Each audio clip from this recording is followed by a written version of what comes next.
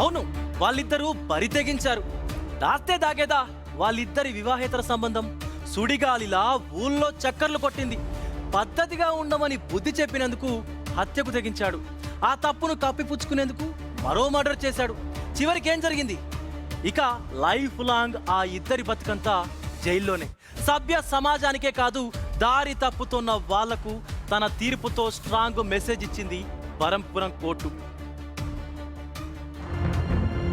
కంజరగాడిద లాంటి చారల షర్టు వేసుకున్న ఈ శాల్తీ పేరు గాలి దేవేంద్ర. ఊరు ఆంధ్ర ఒడిశా బార్డర్లోని చూడియాలాంజియా. ఇతని నిర్వాకం తెలిస్తే ఒరే అడ్డగాడిద నీకేం పోయే కాలం రాని తిట్టకుండా ఉండలేరు. బంధువై ఉండి ఇద్దరు ప్రాణాలను తీసిన రాబంధు ఇతను. 2 ఏళ్లుగా జైల్లో చిప్పకూడు తింటున్నాడు.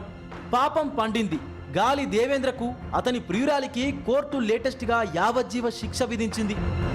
ఇంటి పేరుకు తగ్గట్టుగానే గాలి దేవేంద్ర పని పాట లేని పక్కా గాలోడు. ఊర్లో డి గుణమ్మ అనే యువతితో లవ్ వ్యవహారం నడిపాడు. దాస్తే దాగేదా ఆ ఇద్దరి వివాహేతర సంబంధం ఊళ్ళో వాళ్లకు తెలిసింది. తమ మేనల్లుడి గురించి తలో రకంగా మాట్లాడుకోవడం చూసి నీలవేణి బాధపడింది. పేరులో కాదు తీరులో గుణం ఉండాలని గుణమ్మకు, పరువు తక్కువ పనులు చేయొద్దని మేనల్లుడు దేవేంద్రకు బుద్ధి చెప్పింది. నీలవేణి భర్త ఉపాధి రీత్యా దుబాయ్లో ఉంటున్నాడు.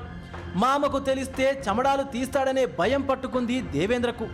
అలా జరగకుండా ఉండాలంటే నీలవేణిని అడ్డు తొలగించుకోవాలని ప్లాన్ వేశారిద్దరు. గుణమ్మ అదును చూసుకొని ఓ రోజు నీలవేణి ఇంట్లోకి చొరబడింది. టెర్రస్ పైన ఉండే డోర్ను తెరిచిపెట్టింది. ప్లాన్ ప్రకారం ఇంట్లోకి ఎంటర్ అయ్యాడు దేవేంద్ర. గాఢ నిద్రలో ఉన్న నీలవేణిని చంపేశారు. అలికిడికి నీలవేణి కుమారుడు 2 ఏళ్ల రితిక్ నిద్ర నుంచి లేచాడు. అంతే, తమ గుట్టు బయట పెడతాడని ఆ పిల్లాడిని కూడా నిర్దాక్షిణ్యంగా చంపేశారు. 2024లో వీళ్ళ నిర్వాకం బరంపురంలో సంచలనం రేపింది. ఇద్దరిని అరెస్టు చేసి కటకటాల బాట పట్టించారు పోలీసులు. పక్కా ఆధారాలతో ఛార్జ్ షీట్ దాఖలు చేశారు. దేవేంద్ర గాలి తెలివితేటలతో కేసును తప్పుదోవ పట్టించే ప్రయత్నం కూడా చేశాడు. కానీ పప్పులుడకలేదు. టెక్నికల్ ఎవిడెన్స్ను, పక్కా సాక్ష్యాలను కోర్టుకు సమర్పించారు పోలీసులు.